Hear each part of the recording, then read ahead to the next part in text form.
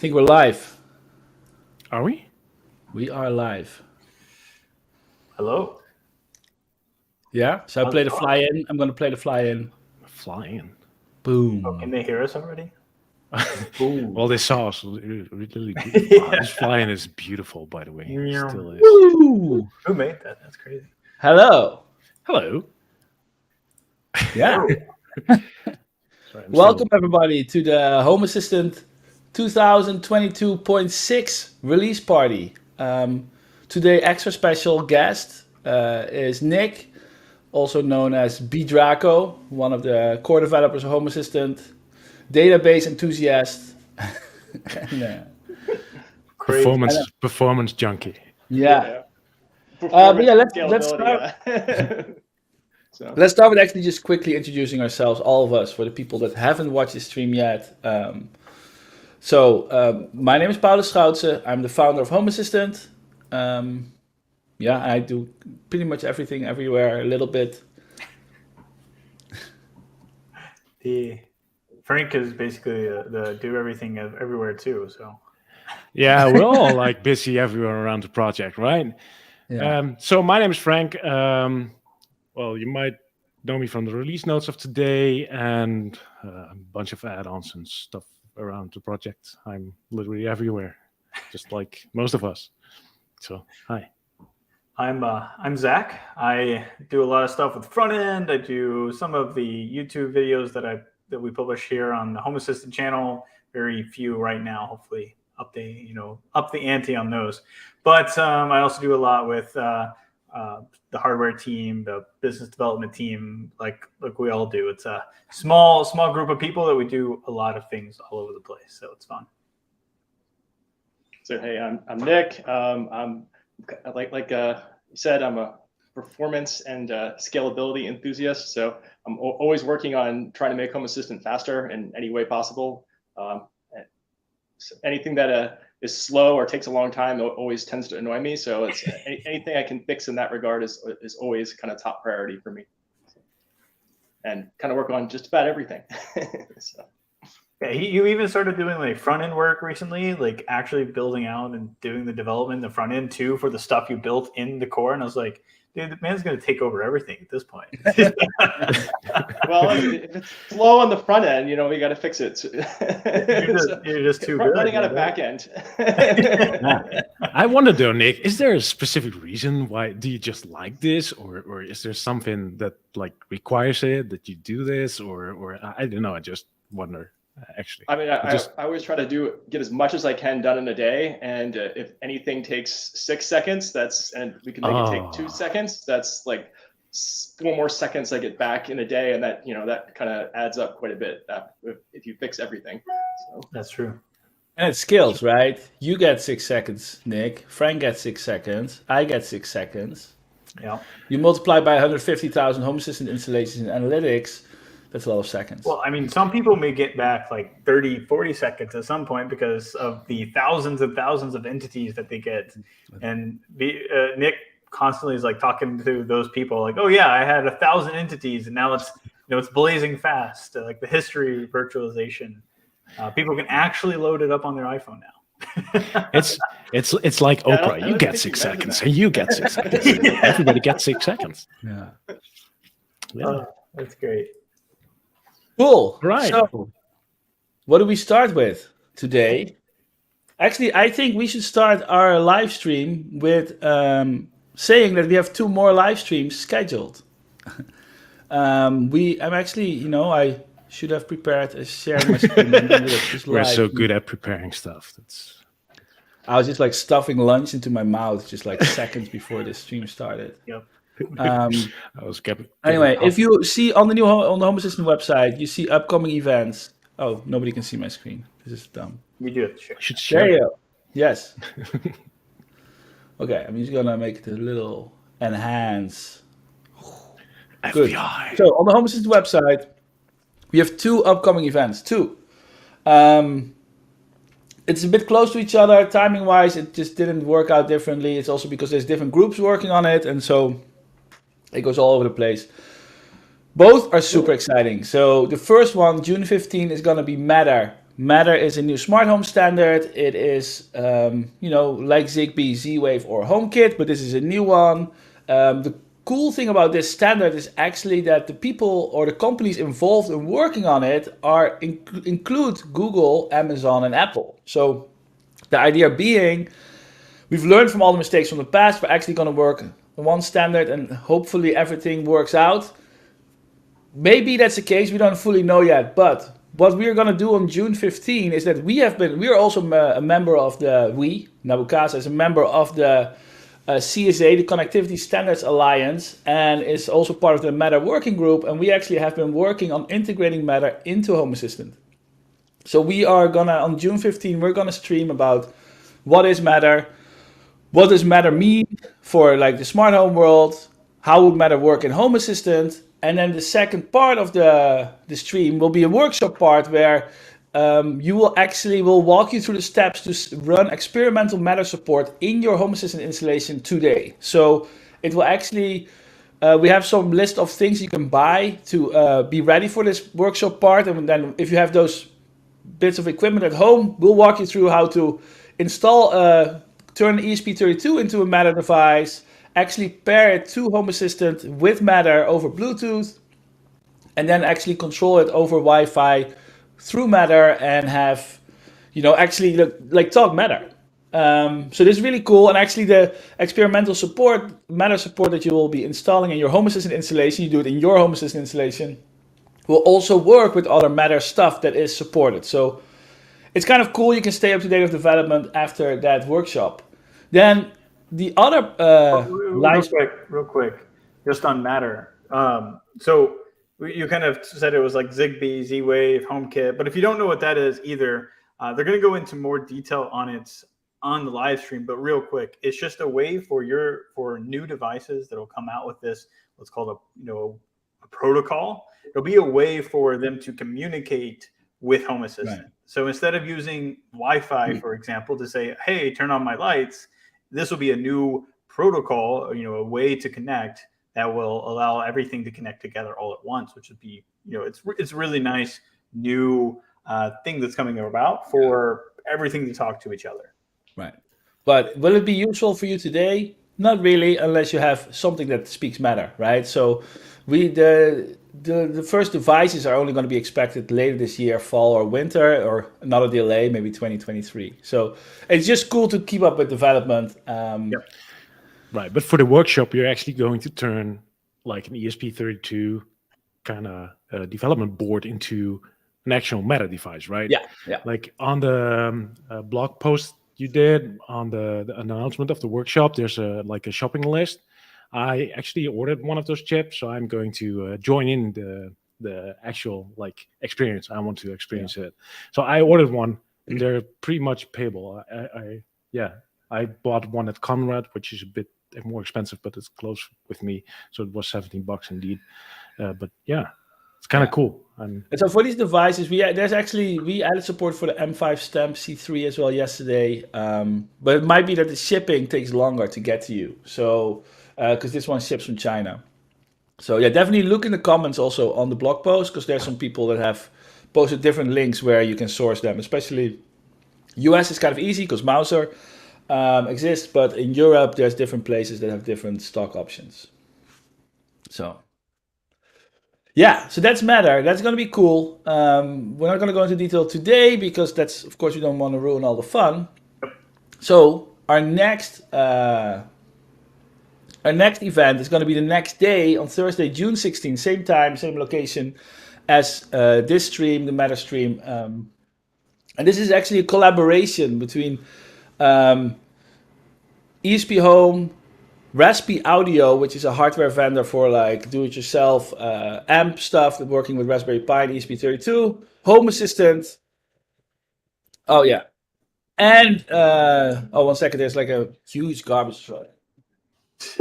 We can't really hear it, but man, we're a bunch of pros here, huh? So yeah, now the Let's Get Loud, it will be really cool. We have a lot of cool solutions to we're going to talk about the audio stack in the smart home, And for different parts of the stack, we have different solutions that all tie together to be something really cool, we hope. So yeah, and we'll have a special guest. So it's not just ESP Home Assistant Recipe Audio. There will be a special guest. So it will be really cool. Definitely check that out too. Yeah. This upcoming events on the homepage looks really nice. Great job, Zach. That's. I wish I would get that little less bigger font like everywhere kind of deal, but different story. All right. So do we have a release? Yes, we have a release. Gibby Monster, that is a Prusa Mini next to me, behind me. What? Oh, somebody asked if that's a Prusa printer. Oh, yeah, it is. Like, get it now before they get expensive. They're increasing the prices too. But I feel like, so Prusa is increasing the price of the 3D printers like 50 to 100 euros. Shelly has, I think, did they increase the prices as well? Yeah, or upcoming. Yeah, so I mean, it's just this sucks. I mean, we noticed this with the Home Assistant Yellow. There's just supply chain pressure on the supply chain still, and like people are just spending more money to get the same chips because people are just willing to pay for it, and it sucks. Is there anything to tell about Yellow then? Like, where you're already picking that up? Yeah. Well, actually, we did. No, yes. Today?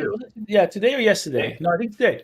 Yeah, the manufacturer has started manufacturing the Home Assistant Yellow and the Home Assistant Yellow kit, not the PoE version yet, to send out to backers. So that will go out. Our scheduled timeline was July, and I think we can still make it. Yeah, so we're sending out an update pretty soon to everyone who was a backer. We just sent out the production run supplies, meaning we said, hey, go ahead and start making these. They're ordering the supplies, and that will take about 3-ish weeks. After that, they'll start actually working on building all the yellows together, and that's the Home Assistant Yellow, the one with the CM4 and the standard kit. And those will be probably shipped out in the beginning 1 or 2 weeks of July. So it may be a little bit later than we initially hoped. I think we recently said that some things were going to be shipped out in June, but it's looking like July will be the earliest. But it is good news that we finally have the production run set up. Everything's good to go. Everything's in motion, which is great. Yeah. Cool. What about the release? Release today, right? Yeah. That's what we did for. So what was really nice about today, and this is something we have been trying to do every month, we always fail, is to actually do the release early, right? So I woke up today and saw the tweet, hey, the release is out. I was like, this is awesome. So there's actually a story behind this, why I really want this. It's because, like we have a live stream, and before that I want to put the kids in bed and have some dinner and like have a full stomach and such. So I would like to do an early release, but it's always like last minute things like, oh, we can still do this or that, and then we make it all perfect. But today, actually, everything was ready in time, which was awesome. One of the benefits of a slightly smaller release. Mm-hmm. Yes. So it definitely helped, right? Yeah. How do I fix the height again, Paulus? Just change the height of your window. It looks pretty good right now, but a little bit less. Well, we'll fix that later. I always struggle with that thing. Here we go. Let's do it like this. So today's release, the June release. We're halfway down the year already, guys. It is crazy. It's crazy. So today's release this month's release was aimed to be a bit more slow. We were aiming for tying up the loose ends, doing cleanups, making finish stuff from last releases, and actually make it a little bit more, I don't know, slower release? No, it's not slow. Hello. Don't do that, Siri. So, I'm sorry. So we wanted to do a little bit slower release, and we actually kind of succeeded, but Draco kind of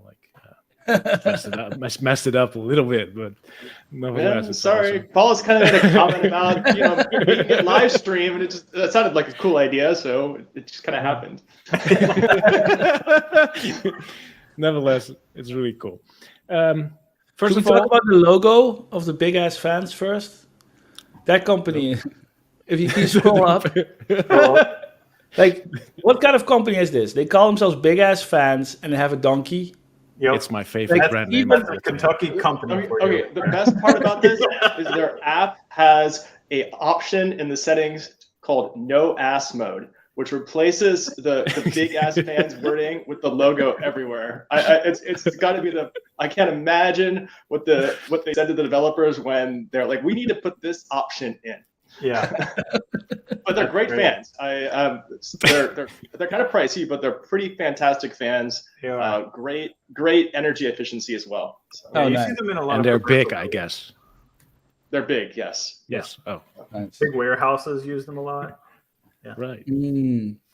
It's my favorite brand name of all time, without doubt. Without a doubt. That's I like it too because it makes me naming Home Assistant less awkward. It's like awkward names. Big ass assistant kind of Home Assistant deal. This is just not working out, I guess. But yeah, it is a cool name. It's just No. Well done. And the donkey is, by the way, awesome. All right, let's go into the release. Hey, I could click play and watch yourself. This was, by the way, feedback from last release. People wanted to find the live stream, and it will change into the live stream after this, so you can find it. Kind of nice. I feel like we need to do better there, isn't it? Like, we do a lot of cool stuff, but people can't always find us. For example, no, but even our newsletter, right? Like, we have on the right, like, a join our newsletter, but are people aware that every month we, like, send out an update with actually stuff that is not found somewhere else, right? This is like...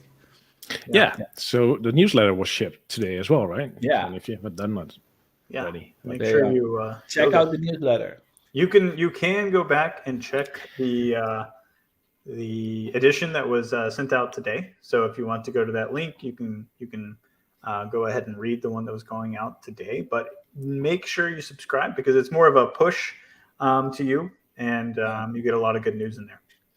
You know what, actually, just on the topic of the newsletter, what I really like is that it's been giving kind of me an avenue to talk about our story and the things that we do behind the scenes that often go unnoticed, where I think that, we used to tell and share tidbits kind of in the Home Assistant release, which is kind of an awkward location because people don't go back in time to read that stuff either. And so this has been like, because like the stuff we do is not always Home Assistant related. Maybe it's ESP Home, ESP Web Tools, whatever, right? Like we work with other projects, and like it's a cool avenue to kind of like, share our thoughts. So it's not a copy of the release notes. To be clear, on the newsletter, it's not a copy of the release notes. Of course, it mentions the release today. Like that's a big thing for us. But yeah, there's a lot of stuff in there that's not on our website. Right. So that's kind of cool. Yeah, it's not just about Home Assistant either. It's about everything. Yeah. It also gives me a nice place to put like the AI generated art. That thing is cool, right? Yeah. Can you open it up, Frank, real quick? I think you can. I was opening a new tab. Yeah, I know. I can. Oh. That's okay. Wait, I can open it up and you got it there. How cool is this? This is generated with AI. I gave it like a text prompt, and I've been tweaking the text prompt and kind of finding until like this was like something around like 70s like smart home appliances or something. So yeah. This is a generated AI image, by the way. Yeah. Based on an input Paul gave it. Textual input. It's funny because like it looks like he just gave text input, but like I'm like literally like spending an hour coming up with different prompts to tweak the AI into like doing the nicer things, and sometimes you add one word and it completely changes everything. Anyway, okay. All right. We can go back to the release. Exactly. So today in the release, one of the bigger features we added this release is comparing your energy data right from your energy dashboard. And I think I should just jump into my instance maybe and just show it. Right. Actually. Oh, that's not what I wanted. Show it, actually. Boom. Welcome to my home. You've done a good job today. Well, actually, I did not do a good job today. This is like almost 1.5 my actual target, but Show us. Huh. maybe I don't know. No, like my energy usage is not as good as I want it to be. Like prices are rising, especially here in the Netherlands and in Europe in general. It's wild. It's wild, really, and they're expecting a big increase as of July here in the Netherlands as well.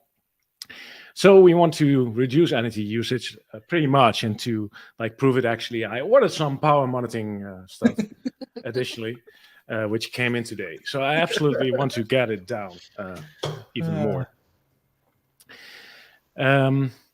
Yeah, so we added compare, so you can compare how you're doing compared to like yesterday or last week or the previous month or last year. Yeah, so when you hit that button, what it does is that it takes your current period and then compares it to the exact same period before. So you cannot go like, you don't have to mess with day pickers, it just always does the previous period. Yeah, so here is the comparison of today compared with yesterday. In the usage, but also in my solar production, which was not a good day today compared to yesterday. If you can see, the light bars actually show the day before now compared to previous. Same for my gas consumption. We heat our house with gas and cook on it and warm water. Comparison table as well, so previous energy and today's. And the individual devices, which I really need to fix. I have a lot, but I do not monitor them at this point. But you can see the difference. Actually, my server in home is consuming quite a bit. Right. But this is like actually today is not finished yet, right? Right. Today's still going. So if we go to a week, let's try a week. There we go. This is my week usage. Yeah, and so the sidebar on the right does not have the comparison data in. That just still shows the current period. Yeah. So only the graphs on the left. We're still thinking of ways to kind of compare in there, but we haven't. We ran out of ideas. And time, like. Yes. But this is I think it's kind of nice to see how you're progressing right over time. So in a week is already kind of interesting, but it becomes really interesting if you go into like a month, like how am I progressing this month of next month? It's kind of weird. Or this is the first. This is June 1st. So if you go to the previous month, then you should be able to get a 2-month comparison. Here we go. That's a lot of data. Great.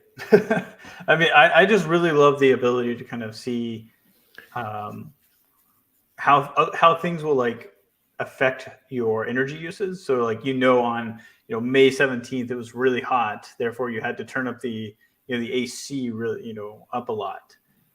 You can see, oh, well, that affected my energy uses by this much. Maybe I shouldn't do that again. Maybe just open up some windows and turn on the fan. Yeah, maybe. Right. It's kind of nice to see that I made more solar than I consumed in my home. So that's kind of nice. I got overcapacity. That's kind of good to know. Yeah. Yeah, I'm really, this feature is so cool. Like the fact that like we have this data, we're able to show it. So this was built by Bram Krachten, who's been, he does front end and other stuff and Home Assistant. And this has been his work. And it's just, we've been talking about it for so long. And then like, he just came in and he's like, okay, just going to build it. Going to do it, right? Yep. Even your individual devices down there too, which is kind of cool. Yeah. Oh, I'm scrolling on the wrong window. That's nice. Here we go. Yeah, below the individual. And this is a better like overview. Actually used more energy on my home lab this month. Yeah. Kind of nice. I really want. Sorry? You got to do better.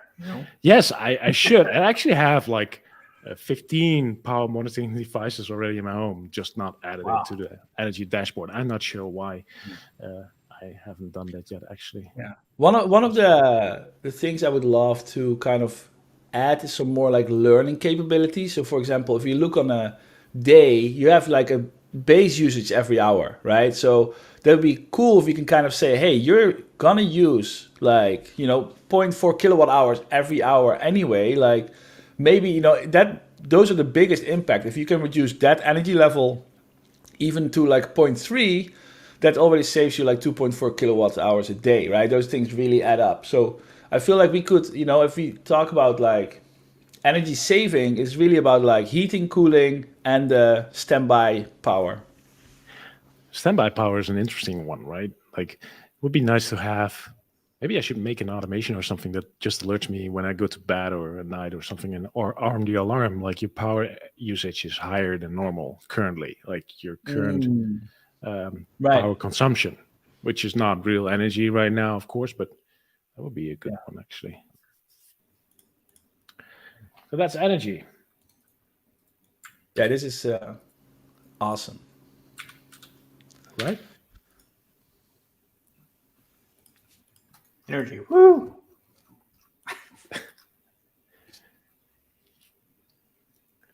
All right, Nick, are you up for it? Yeah. So this is all Nick. So logbooks. So they've been historically pretty slow, and we really wanted to make them faster in this release. So you can even if you hit a logbook for like last week, we did something really cool. It'll load the first day first, and then it will go back and grab all the old data and put it at the bottom of your list. So no matter what you hit on the logbook, it'll load really quick. And of course, we have live streaming now. So Paulus added it to all the device and area pages. So if you actually hit a button, I don't know if you have your Hue remote, you can hit a button and see the. There we go. I think I got the demo. Yes, well, I hope it works. Because as you can see, there's no logs at this point. So there's now, this is the device page, and what's new here is the logbook on the right side. Yeah. There's now like, it shows the logbook, the logs for this device, which is the Philips Hue remote, which is really freaking awesome, and it streams. So here we go. Oh, I hope. It does. Nice. Look at that. Oh. Instant. Yeah. That's so cool. Right? I think this is just epic. We added it to, there's a couple integrations that support devices now. I think they're listed in the release notes. There's probably, I think, a couple more added by now, but next month. So yeah. No, so this is gonna, I think the logbook panel has always been like, kind of like a fire hose, right? You open it up and it shows your whole house. You can only filter by period or a single entity.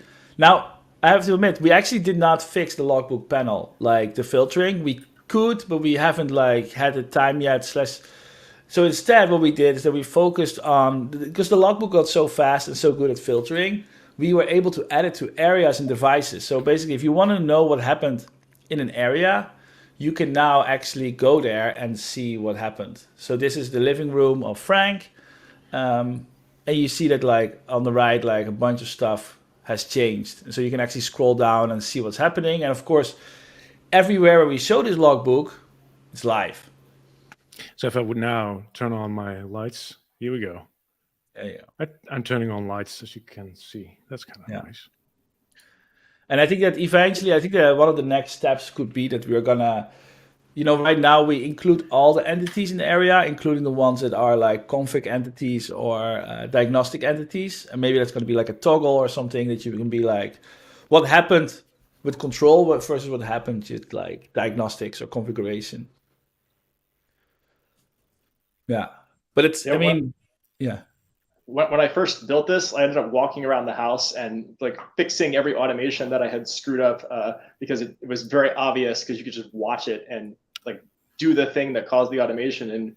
And I had automations that were like 2 years old that I built like a long time ago, and it's like this really doesn't work how I think it works. But now that I can see what actually happens when something gets triggered, it was so obvious. So it's a useful debugging tool as well. So Actually, that makes me think we should actually have like a link that you can just, you see the event happening in the logbook, but you just create an animation of it, like from right there. Oh, that'd be super cool. So Right, like we almost have every could. piece in the puzzle. We have like device triggers. We have.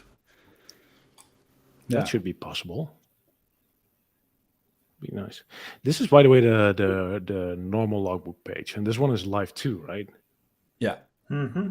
Yeah, Yeah, as and long as set the end date to some time in the future, then it will continue to show the updates here. Okay. So this one has to be in the future. Yep. Right. So, there you go. Yeah.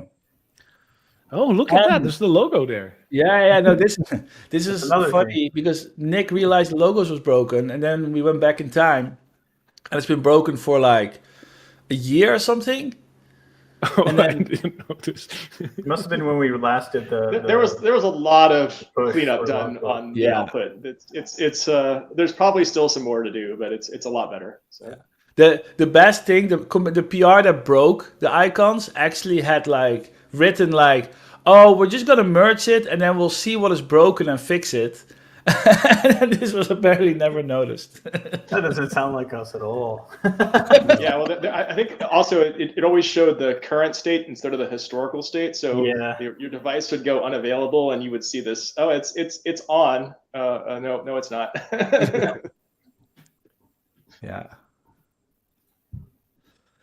It's really cool that I just can click and see it live. Hey, just quick internet. So Brandon is asking where he can get a Home Assistant shirt. It's on the Home Assistant website. You scroll down. There's a link to shirts. Who wants more shirts? Oh. Let me know if you want more shirts. Type in chat if you want different shirts. We need to. Do we sell the rainbow shirt? The outline rainbow logo. Yeah.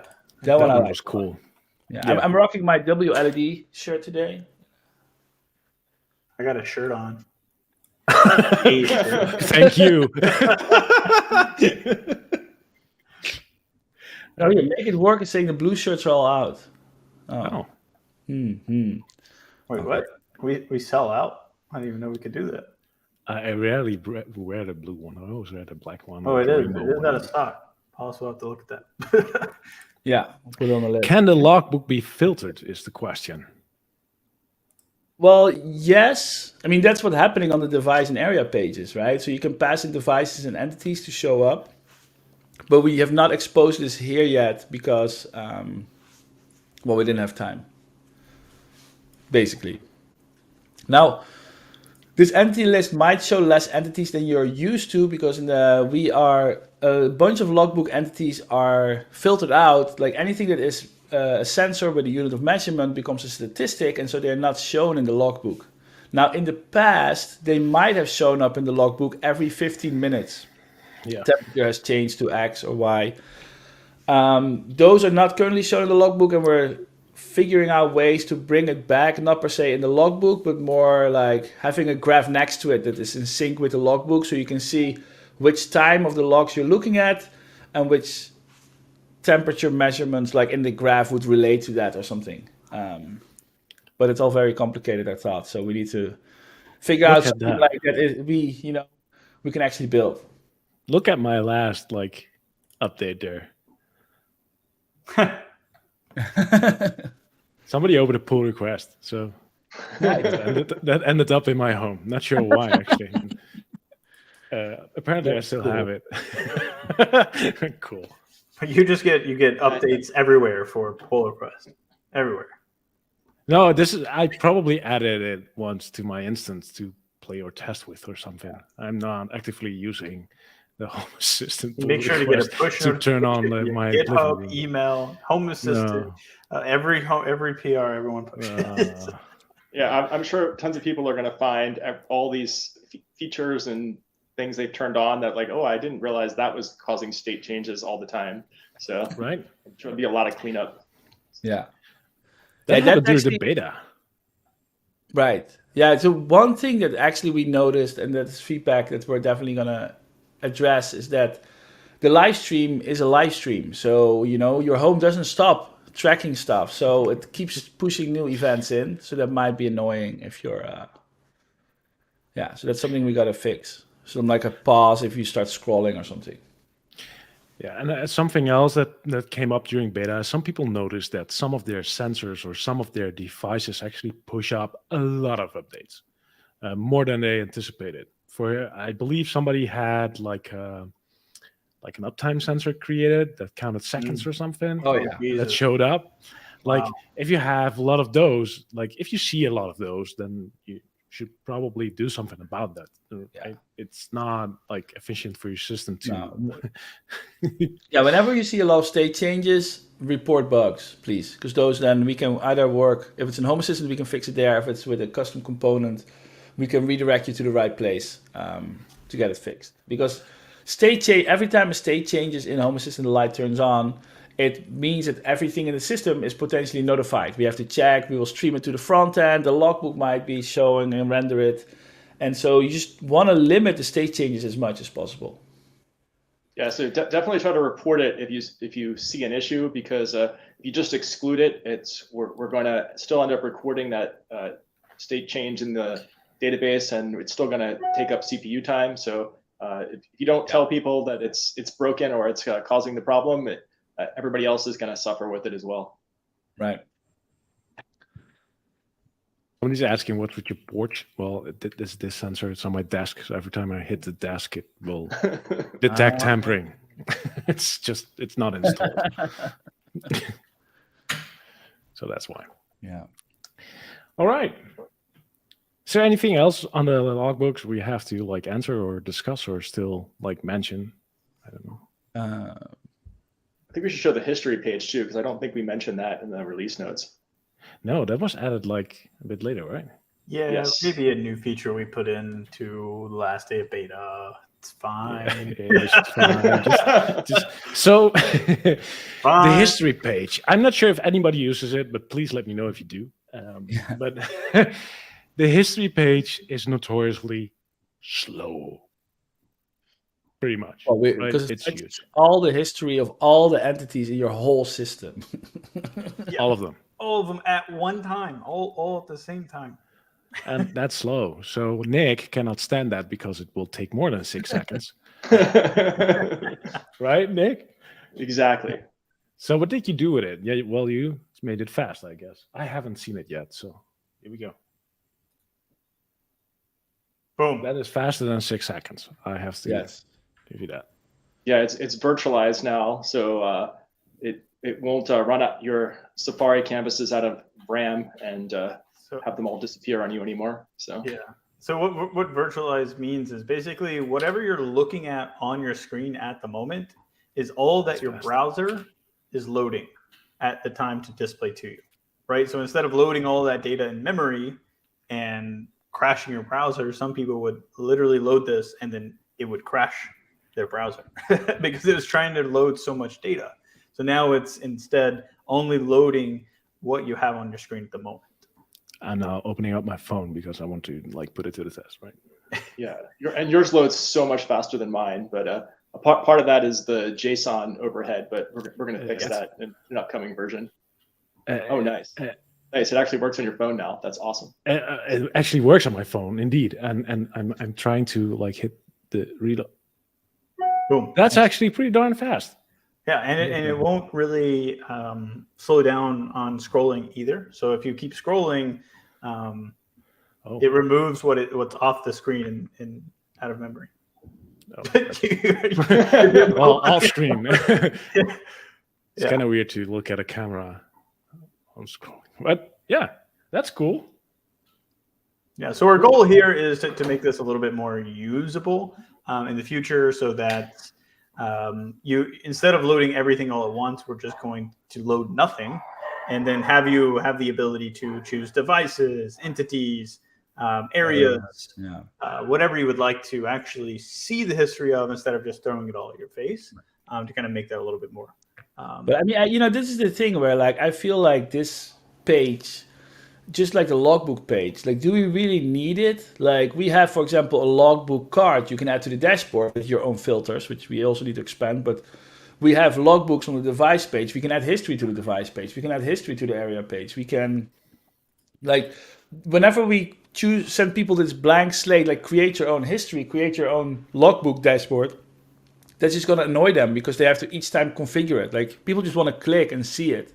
So maybe even when they configure here what they want to see, do we add a button, add this to your dashboard, for example, that you can always just have that being added to your dashboard? I still don't know what I wanted to see here, actually, personally. Like, I really never go here. I see a couple of people that responded, like, thank you for making it fast, and I use it. So, yeah, I mean, I'm sure some people use it. I would bet most people go to their device or entity and click on it, and you use the more info page, the pop-up that comes up to actually see their history. But it just probably mostly because people have been turned off from the previous state of the history panel, which is something we agree we need to. Yeah. No, but like, for example, when I look at this page right now, right, you can see, for example, that the garden motion occupancy sensor is rendered right next to if Frank's audio output is in use. Like, that's just not a relevant use case that you ever want to compare those two values, right? Like, no. Man, I can definitely see a correlation. Well, it's kind of true because, well, my MacBook is sitting. This is my the sensor is there, so like it could be. Yeah. Now we can see actually that, like, just before Frank started using audio output, there was motion in the garden. So, like, no, at 8 was it? What can we tell from that? This is a lot of data we're looking at right now. I think my kids fed the rabbit. Okay. Yeah. Yeah, the one thing I use it for is just finding kind of broken things or motion sensors that are just going off all the time, because you can scroll down really quick through it and say, oh, there's something wrong there, and then go take a look and investigate that.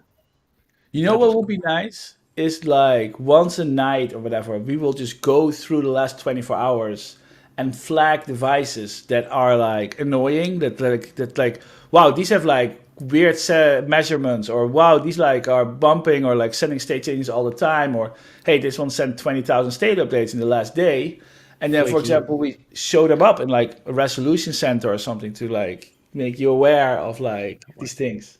What kind of thing? But no, but we show it somewhere, inform the user that, like, hey, this doesn't seem right. Right. I remember at some point Amazon sent us an email, and they said, well, listen, for Home Assistant Cloud, there's this one user who has sent 1 million times temperature updates of his barbecue thermometer. And in, like, 2 days. Is it done? Is it done yet? Is it done? And now? Yeah. But yeah, I think this person just wrote their own sensor in whatever, ESP Home or something, and just, like, every 10 milliseconds push an update. That's tricky, right? If I use ESP Home too, and then you want quick updates, especially if you like working with the thing, right?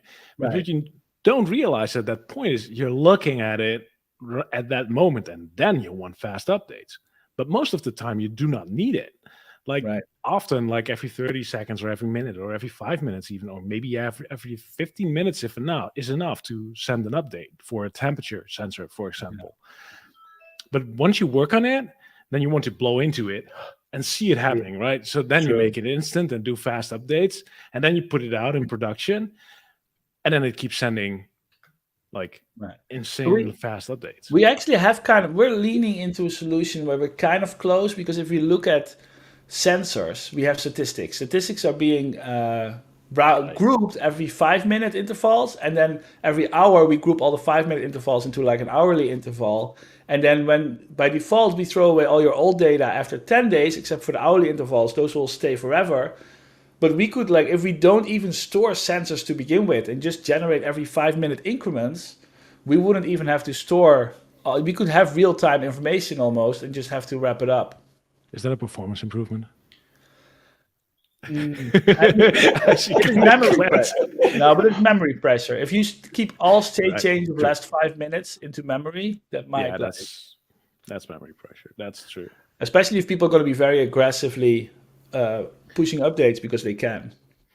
But this page still has graphs, right? Somewhere in the bottom below or something. Yeah, everything with a unit of measurement should be graphed out.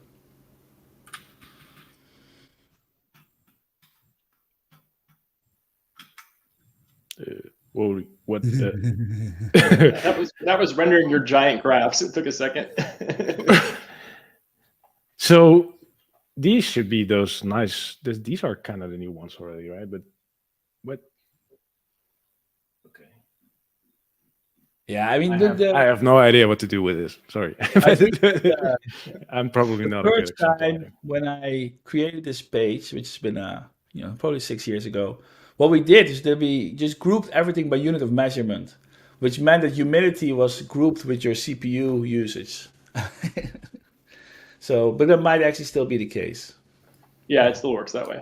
We have some work we need to do on the history page, but after you're able to kind of group them together, then that won't happen. We won't auto group anything. So It looks. Otherwise, like maybe I will look at it more often now. I think maybe because it's fast. Probably not. I don't know. No, it's kind of interesting because I didn't find the use case up until now. Like finding sensors that are flaky and such. That's actually a pretty darn good reason to scroll through this list. That kind of like intrigues me. Yeah, but I'd rather detect it automatically. Yeah, but it Right. I doesn't. want to encapsulate your knowledge, Frank, and Nick's knowledge of like what flaky sensors are, and bring this to everybody. True. Right, so that I don't have to learn it. If you wake up and download another release, and then let's go, Yeah. right? All right. I'm going back to the release notes. Oh yeah, it's almost an hour already. Right. That was the logbook. And for the logbook, we actually we now show the device updates, like the buttons we showed, and that has been added for a couple of integrations. So integrations have to add support for device events. That's what it's called. It's not an entity; it's entity-less kind of deal. Yeah, I think Z-Wave came in last minute there too. We just missed that one. Really? Oh. But Z-Wave does it too. Yeah. Yes, it does, because, well, this was my Z-Wave Yeah, device. your temporary. So it does. Z-Wave works as well. I should update this after the stream. But thank you so much for... You snuck it in there, so... Right. Thank you so much for all your hard work on it, Nick. This is really, like, perfect. Really cool. Awesome. Yes, absolutely awesome. What else is awesome? OAuth. OAuth, no. No one ever. No one ever, right? So OAuth is indeed, no one ever said it's awesome. OAuth for a user is actually pretty darn awesome. In case you don't know what it does, OAuth is, probably most of you know it if you log in somewhere using your Facebook account or Google account. You can click a button and then you log in on a website using like your Facebook Google account. You actually go to your Google or Facebook account there and log in at Google or Facebook and then go back to the application you're logged in. It's a way for two applications, or at least an application, to log in with or connect with, authorize, authenticate with a third-party service. And we have a lot of these in Home Assistant. Home Connect, Spotify, Xbox, NetAtmo, Google Calendars, Google, of course. So there are many in there. And it actually allows you to connect like your Home Assistant instance with those third-party services and then fetch data and use that data. Pretty cool. The problem with OAuth, the protocol itself is pretty darn complex, and you have to do a lot of things. And what's even more annoying is that there are many services that add additional requirements on top of OAuth. And this is actually one of the bigger problems we are facing. For example, I believe Home Connect requires your Home Assistant instance to be publicly reachable and have a valid SSL certificate. And if you're running on a different port, that's not allowed, and all kinds of rules. So if you ever ended up with things like my redirect URL is not accepted, or some kind of error with redirect URI or URL, you will exactly know hideous thing I'm talking about. If not, you're lucky or haven't touched OAuth before. Yeah. So all these OAuth issues we have actually got a bit less annoying this release. I hope kind of that makes a bit of sense of an introduction. I'm not sure. It's a hard subject to explain, by the way. So just for the record, ideally, you would never ever have to deal with OAuth. Never. Ideally, Nabukasa registers for these developer accounts, right? Like Home Assistant isn't an entity, so we do this under Nabukasa. And then you don't have to do anything, and you're like with geocaching that was added this release, you actually get account linking without doing any work, and it just works. Yeah.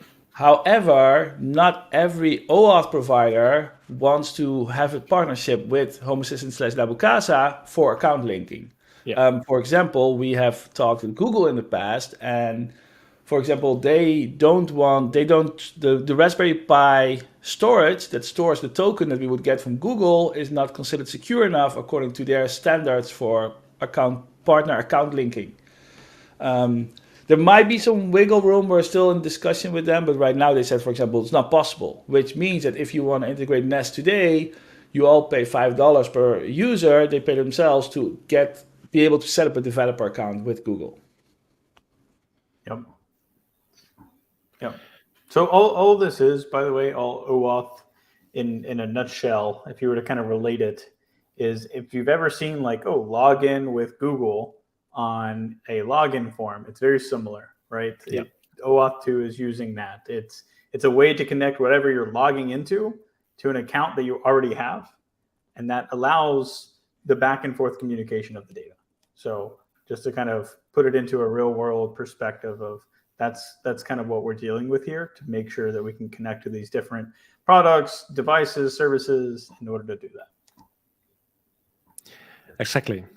So this improvement has two things to improve this whole situation of making OAuth easier with Home Assistant. If you cannot use account linking, or that's provided by Nabukasa, it's, by the way, some people think that you need a subscription. No, account linking from Nabukasa is free for everybody. Like, you do not need a cloud subscription or something. But if you cannot use that, or maybe you want to use like your own application credentials, as it's called, then previously you had to like create an application with Spotify or Home Connect, or things like you have to create a developer account and register your Home Assistant instance as an application with them. Then you would get application credentials, which you had to add to Home Assistant, which you still have to. But previously you had to add those into YAML. That was the only way. So you get like a client ID and secret. That's what it's called most of the time. Sometimes it's a client app and a key or something. But those two you had to enter into Home Assistant, into YAML, restart Home Assistant before you could even start doing your OAuth process. And Alan actually, that did the Google Nest integration, and now working on Google Calendar integration. And Calendar triggers, indeed, which we'll talk about in a moment, actually. He made this easier. He added a little application credential screen here. So in Home Assistant, there's now a place where you can enter those application credentials from the third party, like Home Connect and whatever, to enter your client application credentials into Home Assistant directly without editing YAML. This sounds really complex, I know. So he made it even simpler. If you add today the Home Connect integration and you don't have any application credentials and all that stuff, and you don't know where to go, if you add Home Connect, it will actually guide you through the whole process. So it's not like you have to go to this screen and then back again. And it's just add this integration and it will guide you through it and help you setting up the application credentials inside Home Assistant. But you can also manage it by hand here and delete them and update them, or add multiple if you want to. But by default, it will just guide you through it. So not too much to worry about. So this is part one of making the OAuth easier. and it sounds really complex already. So I'm not sure. I mean, look, like I said, nobody should have to deal with this, right? It's just Right. It is, but if you have to deal with it, at Yeah. least we should make it as easy it's as a possible as we failure. can, right? Yeah, it's a failure of the ecosystem as a whole that we can't figure this out. Yep.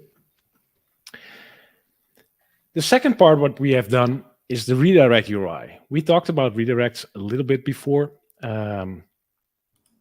If you go to like the third-party servers to log in, then you have to go back to the thing you're logging into, like your Home Assistant, the thing you're authenticating in, like Home Assistant, your instance. You have to go back to that after you're logged in. So if you're logged in Facebook or Google, then after that, you should go back to like your instance to finish up the setup, right? To actually be authenticated.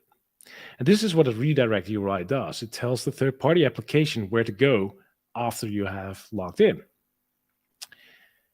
The problem is with that is that the URL is like sometimes needs to be publicly available, sometimes needs HTTPS, sometimes needs to be on a specific port. All those kinds of things are just really hard. So what we have done is we have extended My Home Assistant, this release, to support this, to support that redirecting for you. This means that you don't have to know the URL of your instance or how it redirects. Just put in the URL we give it to you, like we give you an URL you can put into that remote application configuration, and it will just work. Always. It has externally reachable, it has SSL on a specific port. It makes documentation really sweet and easy. And we've updated all the application documentation, all the integrations that use this. We have updated the documentation to list this method. It will use it by default, and it will by default use now My Home Assistant to do this. It's privacy aware. It's just like this is how it should be. I have a screenshot open here if you want to see it. Yeah, please. Boom, boom, boom. This is how it's going to look. So, I mean, this is a screenshot. But basically, once you finish the redirect of OAuth, you're going to go to My Home Assistant, which looks like this.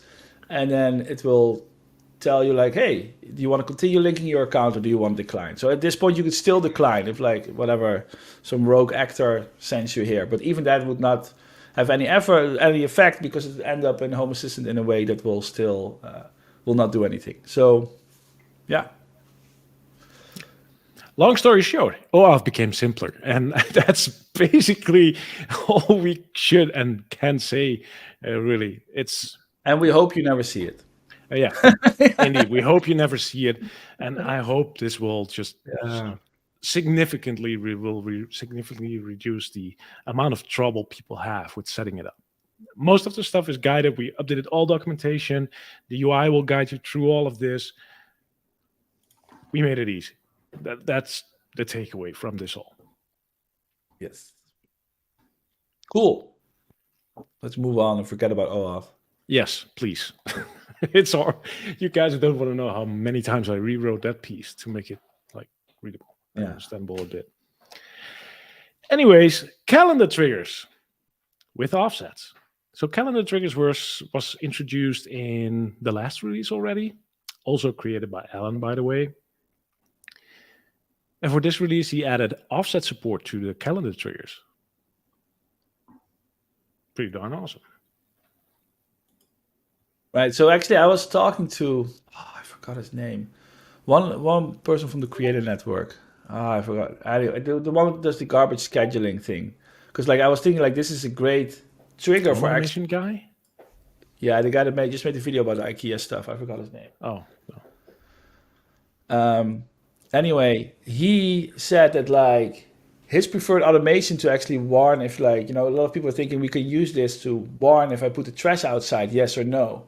The problem is with an offset, it's still not ideal because like when you want to be warned, the meeting, the date might be on another day. So what he suggested is that you actually have a daily calendar event that fires, for example, at like 7 a.m. in the morning, that once it's triggered, checks if today is a garbage day, and if so, sends you a notification. So it will still use the calendar entities, but not the calendar trigger. Right. You But- could set like in my case the garbage would be for the all day, so I could do like that would be 5 or 6 hours before, 12 hours before midnight.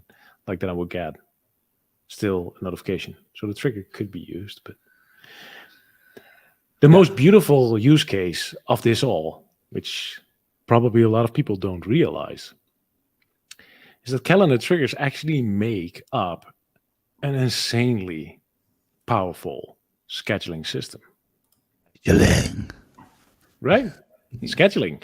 Right? Yeah. No, but it's a much requested feature, but you can actually achieve this using these. Now this is perfect. Yeah. Right? So I add a Now, little note. I just to elaborate on that, a lot of people have been like, why doesn't Home Assistant have a scheduling feature? And the reason for that is that it's extremely, what people expect when you say scheduler is differs per person. So I always like to mention thermostats, because if you a thermostat has a schedule when to like set certain heats in your house, and you can override it, but generally when you override it, it will be automatically reset the next time a schedule kicks in. Now, that might not work for your lights. What if you accidentally turn it off? Should it be turned back on again? Or these kind of things. So with this feature, you can make your own schedule, have it exactly trigger on the times that you want, and do exactly the logic that you want. Yeah. So you could make like a dedicated calendar for, I don't know, your thermostat in your living room or something. The cool thing, what I like about this is that you could have a shared Google Calendar with your spouse, and then they can also put in triggers to be notified or whatever. Right. And especially if you use like Google Calendars that has a lot of logic on repeating and such, right? Yeah. With all kinds of conditions. So that's kind of cool. I really like that idea of, I should try it once, by the way. Maybe.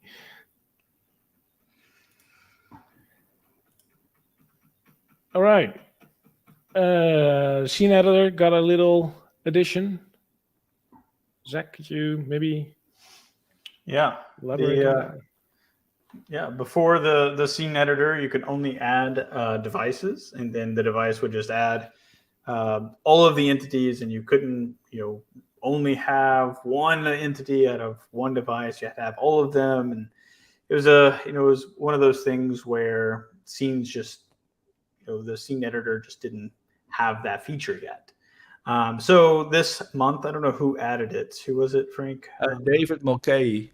Yeah. Also known for his work on Zigbee. Zigbee, yeah. So he came in here and built the entire UI and everything for it. And now you can add individual entities.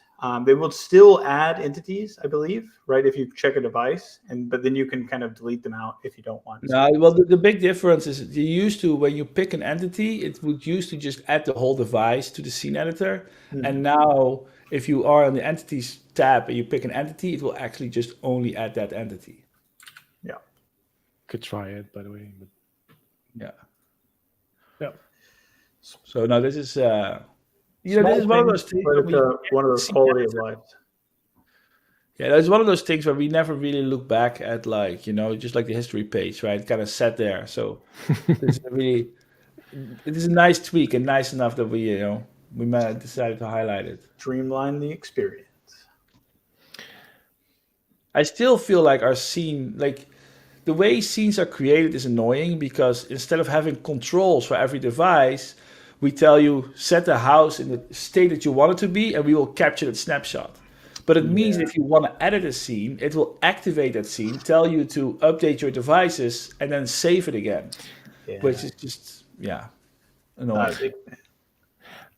I actually use scenes, but then I write them manually in YAML simply because of that, right? I can easily tweak it without like waking up my whole home kind of deal. Yeah, I do a lot of my development at night. The challenge we have there is that if we would allow you to control all these entities without applying it, it means we have to create a second set of controls that are mutating a fake state, or I don't know. Yeah. It's. I mean, if you do it that way, then it's very similar to basically a script or an automation. At that point. Well, declarative versus imperative Right. interface. But Right. It's Scenes just are like we're easier blurring usually. the lines, basically. Like, oh, here's just an easier way to set up an automation almost. But yeah, if Because anyone then has you can any just click the scene ideas, and activate it. no, the only thing I can think of is that we load up the demo Home Assistant engine and let that operate online. Oh, But boy. that's like, We would have to copy every single entity, no? For the well, demo? but I mean, the demo kind of supports that, except that we do not support every surface and every because it means you have to simulate the implication of a surface on the state and generate this new state that it would have, and no. We're going into development now. Oh, sorry. Yes. We're turning into a Monday meeting. Yeah. Yep. All right. Here's Nick again. There is one of The these database sections is going to get in smaller every again. release now. Well, we've only probably got another maybe 2. We've got to do a migration before we can get. I think we can get another 40% after this out of it, but we've got to migrate data, and migrate data is always a slow process. So I think it'll probably be another 2 or 3 versions before we can do it again. But at least for this version, you'll definitely see at least a 25% decrease after all the old states are purged. And some people will see even better depending on how frequently they fire automations. So, but getting the logbook data and the history data to the front end is going to be faster because the IO is certainly a lot better. So if you've got a Raspberry Pi 3B with a really junky SD card, so it's going to perform a lot better. It's still not exactly where I'd like it to be yet, but we've got another round I think we can do. So, but the history data is significantly faster with SQLite and MySQL because the previous parser actually wasn't all in Python. So your date time was stored in the database as a string. So whenever it reads it out of the database, it has to convert it to a date time object and then goes through a whole lot of back and forth to get it actually to your front end. But that's now happening in native code, so that's much faster. So everything doesn't just kind of stall when you select a huge amount of history now. So. Yeah, making the Raspberry Pi plus SD card like a really decent option now. Like, I mean, at this point in time, everything's so fast and so light that there's really no worry. Yeah, but please don't use an SD card if you must, it's going to be a better experience. Yeah. Right. Yep. Well, and if you must use an SD card, use a high quality SD card, right? There's so many. Don't get the cheapest one on Amazon. Get a serious brand, Samsung or whatever. Samsung, yeah. And no fakes. Don't buy fakes. No. Those burn out just because you put them in your device at that point. You turn them on. Yeah. They're so crap. So one thing to highlight is that Nick would actually push me towards that last sentence in this paragraph because it's important to not miss this release. It's not you can skip it, it's not an issue. But if you go to this release, then the next releases will have less migration time, if I understood you correctly, right? Yeah, so we're at some point, if you just kind of keep skipping releases, we're going to have to migrate your data, and that means you're gonna have to wait for the front end to come up because we can't keep having all this branching in the code forever and ever and ever to support all the old database formats. So if you run this release for a while, all your states are going to get converted, and you'll have a much smoother experience later down the road when you upgrade because you won't have to go to that slow offline migration. Right. Yeah, we always try to avoid any offline migrations because, well, they're offline, so it means your home is offline. Yeah. Look here, Bearded Tinker, his SD card is working for 3+ years. We'll probably as soon as I hit enter. Is it still alive? Well, maybe we'll get another 2 years out of it with the changes. Yeah, so. now these changes are good. You probably gained a ton of space too. Yeah. Well, that's the big thing I find behind these changes. It's not just how quick it is or the lesser space, the backups are just now flying because like the database size went smaller. It's just like smaller backups, Right. and they're quickly made. So I appreciate that one actually.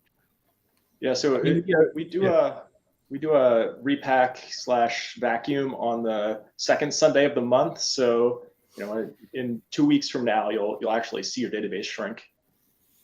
Yeah. Unless you're on Postgres. I saw today that like you can do a better vacuum or something. Full vacuum. But you need to run that yourself. Yeah, now the best thing when it comes to performance is to not do stuff, right? So not having to store dates as strings and having to convert them all the time or deduplicating stuff. It just means we do less work, we store less data, and everything is faster. All right, this is the main stuff for the release. We have some other noteworthy changes. Not sure if you guys have any favorites in here which you want to highlight. I mean, I like that material design icons have been updated again. It's actually very cool that the material design icons team, they have always supported us and always worked with us, but they're actually now also making sure that whenever they do a release, it's also updated in Home Assistant. Because there are really tons of Home Assistant capable or like home automation based icons. They put a lot of stuff in this release that are home related. So these are all the new icons, and that's really cool. Like there are some heating icons in here. Cloud coverage is now. That's kind of helpful. We have a ton of the like Home Assistant community members who will go and do feature requests for home automation icons, and they specifically work on icons and prioritize some of them because Home Assistant is using them. Anytime that Matthias asked for an icon, a few months ago, and that got added almost immediately. It was, they actually do a lot of work for us. I like that solar panel icon. That's cool. Yeah, right. F1A73. That's easy to remember. Luckily, in Home Assistant, they will all like autocomplete now, right? So in the icon pickers. Yeah, we should go again, like go through our icons in Home Assistant, just kind of tweak some, I feel. Yeah, this Marius is doing that quite a bit, actually. Marius. Yes. Oh, that's great, right? Yeah. There was one at the bottom of your screen. If you continue going down, we moved the YAML tab to the first tab in the developer tools. This one. Yeah. Yep. So that's kind of where the check configuration was moved, the ability to reload different sections of your Home Assistant files. That's now been moved to the first tab, which is a good side effect of doing that is that now whenever you load it, if you're loading it for the first time, as it does remember where you were before, it won't load up all your states. So if you have a ton of different entities, instead of taking 6 seconds to load all that, Nick is glad now that it goes directly to the YAML tab first. It just does load pretty slow, but it's a table. So you really can't virtualize it because people probably want to do like find on the page for an entity. So yeah. Right. Yeah, I know it's there really needs to be some other way, but yeah. Maybe more like an email client where you have like one column with like the states and you click on it and you get we only show the details of one entity at a time or something. But I don't know. There's so many things we want to change all the time, right? Like this is the problem. Is that like we're never done? I really like the preload check change that Bram made. Like yes. It's like if you have opened the camera, that's then it will show like a preload stream check in the right corner. Besides, I always be annoyed that's in the image. If you check it, it has actually implications what it does, right? So people can just accidentally click it.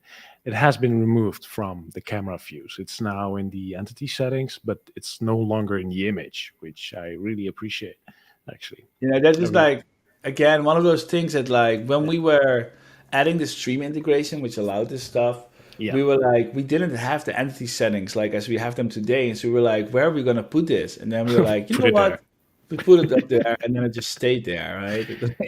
It never went away. So I'm kind of happy that that one is gone. So thank you for that, Brian. Because a lot of people would check it because who doesn't want to preload something, right? But it's like, it just means that Home Assistant is constantly streaming that camera and just throwing the data away. But it will Right. actually cost like, bandwidth and CPU. Agree. Yeah. Ring doorbell could be Ring. You cannot ring your doorbell with Ring. That's kind of cool. So, like, it could be used for notifications, right? Or just like messing with your home members.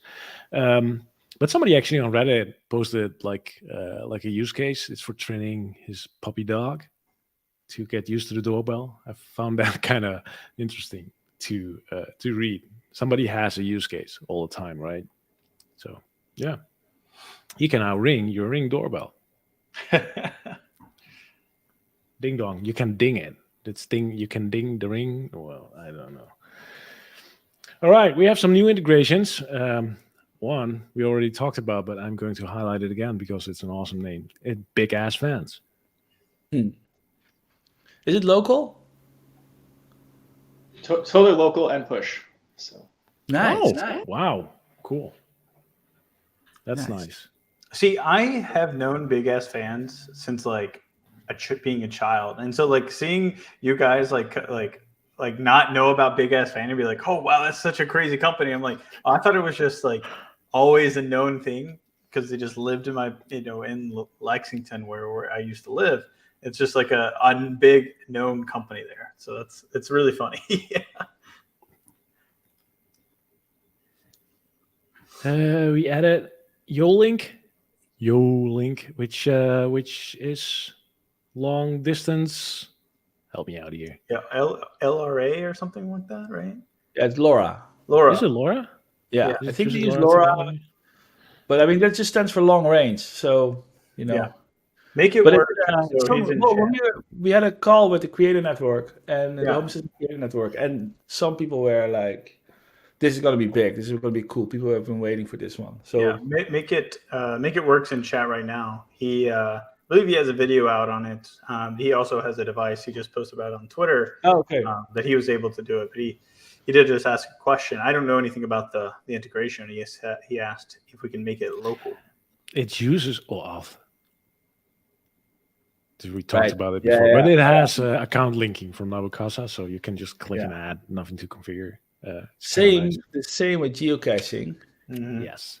Which, by the way, this is totally on me, but this one has been a year in the making.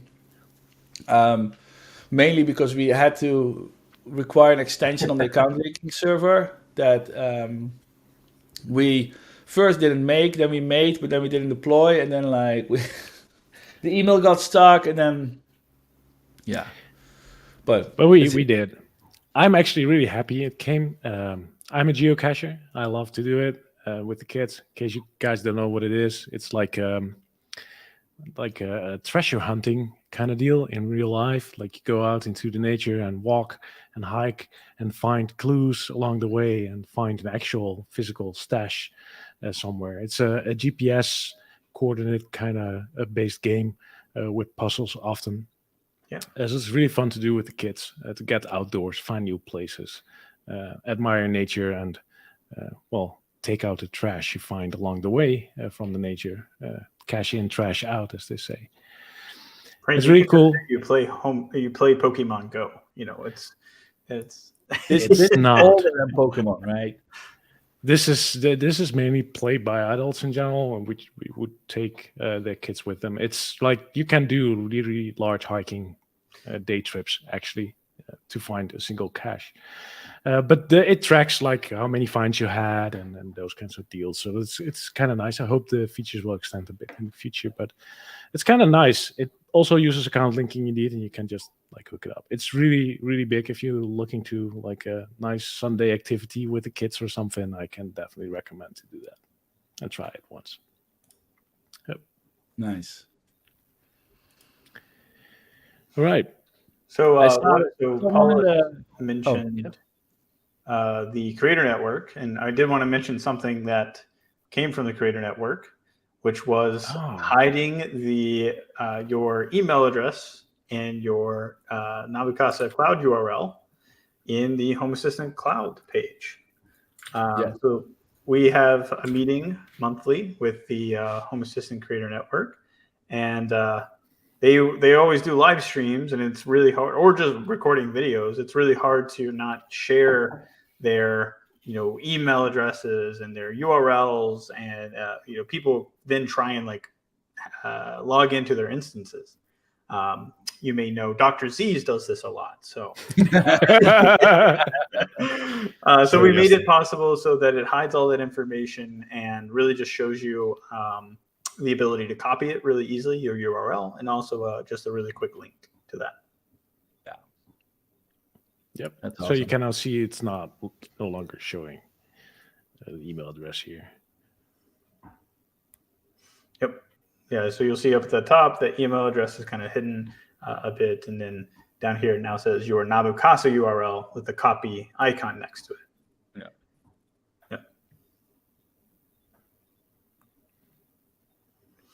Right. One other feature somebody already put in the comments, and it's we didn't really talk about it because it doesn't really do anything yet, but it's called the media player announce.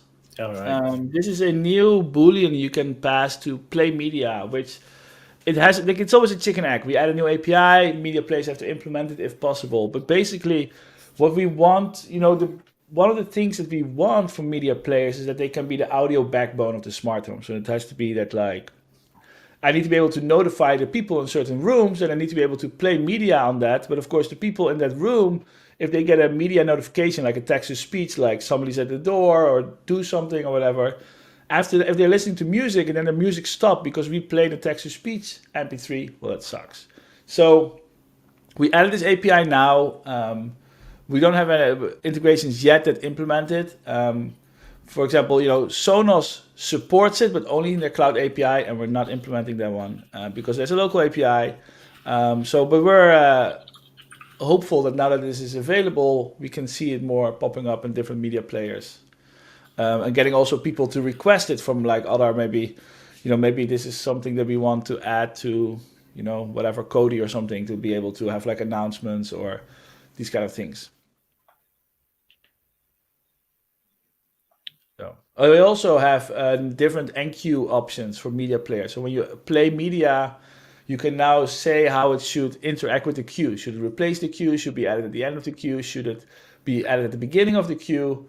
It's basically the different options you see in Logitech Media Server or whatever. Or in your Sonos app. And Sonos yeah. Sonos has implemented it already, I believe, but they're not in the release notes at this point because it's a bit like a last-minute deal, which is not fully we expect to be more upcoming release. Yeah.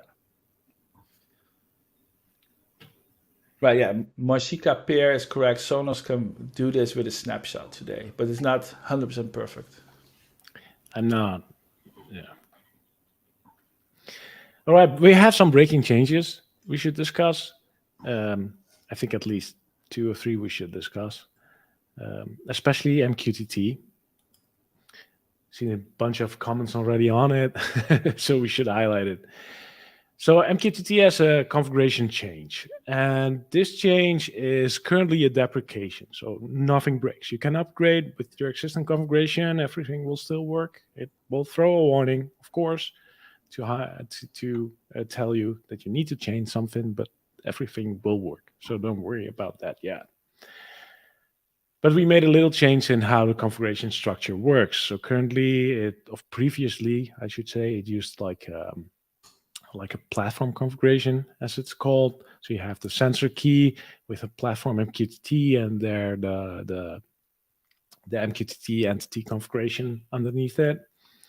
But that has changed. Everything now goes into the MQTT key in the configuration. Otherwise, nothing changed. All the other options are still the same, and you don't have nothing else changes. It's just everything moves now into the MQTT configuration instead of sensor and light and whatever else it's now. centralized. So yeah, that's MQTT. Template defaults. This has been deprecated for a long time already. So basically, you have to specify a default for configuration, for converting something into like a number or text. That's one to look out for. The defaults one has been warning for a while now, right? More than a half a year. Yeah. I believe it should have been removed in January already, by the way, and we forgot to remove it. So ever since the last months, it would say it will be removed in January. Well, it was March already, right? So I feel like we have more of these kind of things sometimes that just linger around. yeah, we didn't even do a January release. Oh yeah, that's probably why. Right. So the OAuth 2, if you have existing setups with redirect URLs, you might need to update the redirect URL. The documentation pages have been updated, but you might run into it in a future little note. Yeah. The rest is all like deprecation warnings. It's all, look at it, make sure you, like your integrations, if there are your integrations listed here, make sure you read them and know what's going on. But most of them are small and not like, yeah, I think it's okay. Right. That's it. That's it. Boom. Boom. Yeah. Now what? I don't know. I can show Everybody should go and join the newsletter. That I use at home. Oh yeah, it's a Amazon Echo. Oh, cool. That looks cool. But it's funny because it's like it's a kids version, so it's like it doesn't answer everything, so it cannot even make. So it looks like a tiger, but it cannot make play the sound of a tiger for me. That makes a lot of sense. You know, I mean that just makes sense. There's some mismatch between like the AI team and the product design team. I think at least the last time. Maybe they do it now. I mean, I'm gonna live demo. Nope, you trigger everybody. Alexa, what's the sound of a tiger? Here's something I found on Wikipedia. A purr is a tonal fluttering sound made by some species of felines. Alexa, stop. See, that's not a tiger. Everybody's now like, Paul, shut up. You trigger my Alexa. Sorry. Nope. Yeah. Yeah, now I have some new gadgets I'm playing with, but most of them are for later this month. Yeah, that you should keep for later this month. Yeah. Well, my goal is just energy monitoring, like I said. So which plugs did you get? Yeah, these are called Blitzwolves. These are Zigbee actually. Right? Huh? No. These are actually by Tuya. Which are rebranded and then Blitzwolf, like white labeled, and they are Zigbee 3.0 with power monitoring and energy monitoring. So because they're Zigbee 3.0, like they actually follow some kind of spec and they work. So nice. Yeah. No, I remember Blitzwolf because when Klaas was an intern at Nabukasa and he was working on the energy stuff, he actually used Tuya Convert, I think, to turn some of those into using ESP Home those and integrate into our energy monitoring. This Ghosthund is also known as Blitzwolf and many others. This is also Tuya, but this one is running ESP Home, like ESP 17. Nice. But yeah, get some more energy monitoring going. That's something I really need.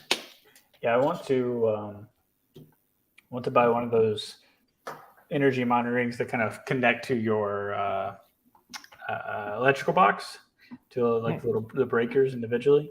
I have had one in my Amazon cart for quite a while, but I haven't pulled the trigger yet. But it's one of, I don't remember who actually recommended it to me. But it was in like one of the Discord channels, and it was like, oh, this one actually, this one works with Home Assistant, which is exactly what I need. Yeah. Yeah, I have the Eagle 200, the Rainforest Eagle 200, which picks up the Zigbee can connect over Zigbee to my energy meter here to get like the overall energy usage. But it's not normal Zigbee in that like my energy meter will connect to my device instead of the other way around, and it's super flaky. But that's how I get my energy usage. But it's not per breaker, right? It's just the whole what goes into my house. Gotcha. I actually talked to a company that's building them for like commercial places at the Connections conference. I was like, hey, so like, when are you going to put something out that for residential use? And he's like, well, right now these cost us about $100 to make per individual breaker sensor. But it was like local sensors that it would send back the data and everything to one of their own local command centers. But I was like, man, that is like I can go buy one that has like 8 for $150 right now. You need to. I mean, you had a lot of work before you go residential there. CT clamps, I feel like, are cheaper, right? Like, but yeah, we're so lucky in the Netherlands. I can just plug it in, like the P1 port in the Netherlands. The P1 port, yeah, DSMR. It's just plug it in and it works. And every 10 seconds you get status update. Like that's how I graph that stuff. And I think that monitoring your home energy, like your total, is the most powerful thing you can do. Like all the other stuff is just additional, in my opinion, right? Yeah. It's still interesting to know what your media center uses or your living room most of it is very straightforward, right? Like it's the heating, the cooling, the cooking, right? Like that is the biggest one. It's always the same stuff. So yeah. Do you do energy monitoring, Nick? So I have a couple things set up. I have a Sense. I also have these old like Powerhouse Dynamics e-monitors that have per breaker, which they're kind of on their last leg. So I have to kind of figure out a new solution to replace those. But they're mostly working. I reboot it once a week. So, but in general, it's always your climate and it's your hot water, and as much as you can switch it to solar, then that's really all you can do. So, right. Yeah, I'm stoked for more electric cars being able to be used as like batteries for homes, and like just people won't have a lot of money to like invest in batteries and solar at the same time, and like but an electric car is something they might already have with their next car, and then like use that to give back energy to your house. In fact, here in the US now, Ford is actively promoting it, right? Their Lightning truck says they can power your house 7 to 10 days. Holy crap, that's a large battery then, right? Yeah, because it's probably super heavy and bad for the roads, but that's yeah.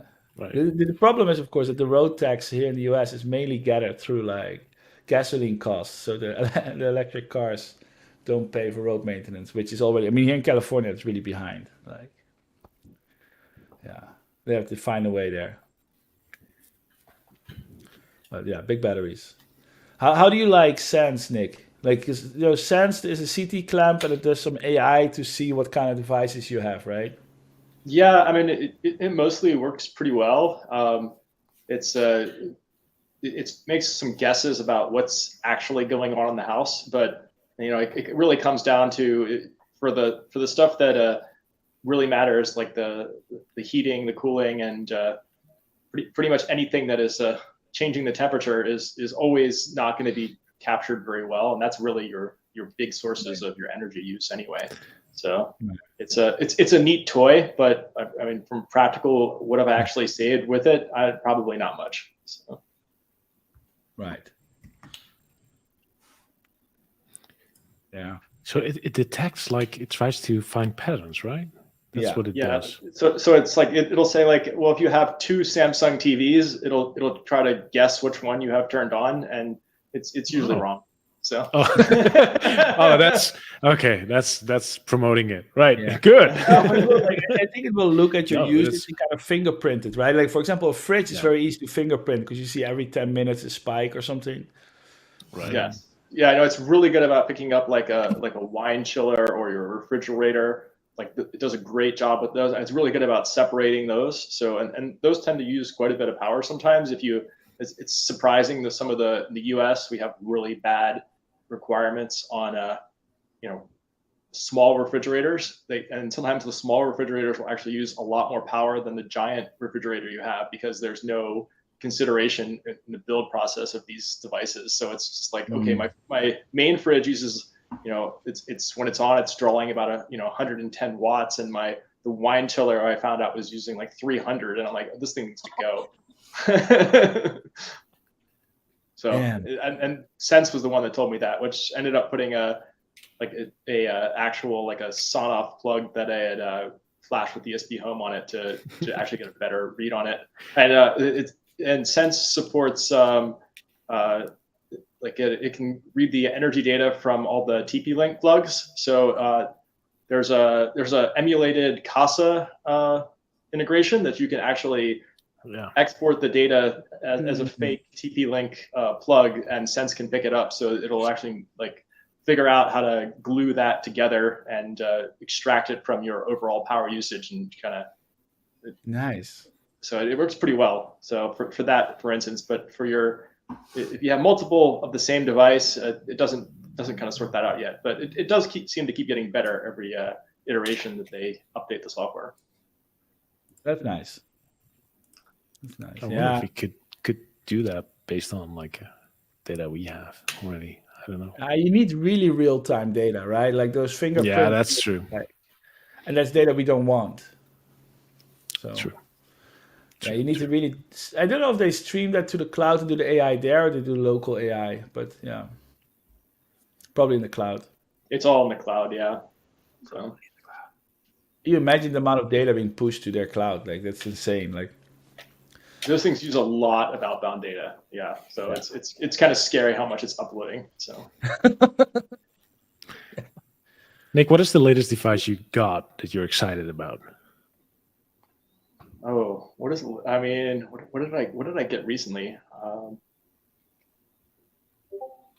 Man, I don't really think I've gotten anything new. Everything just works. I mean, so that's good, by the way. But yeah, I'm looking for probably trying to replace my Insteon stuff because of the Insteon. What is that?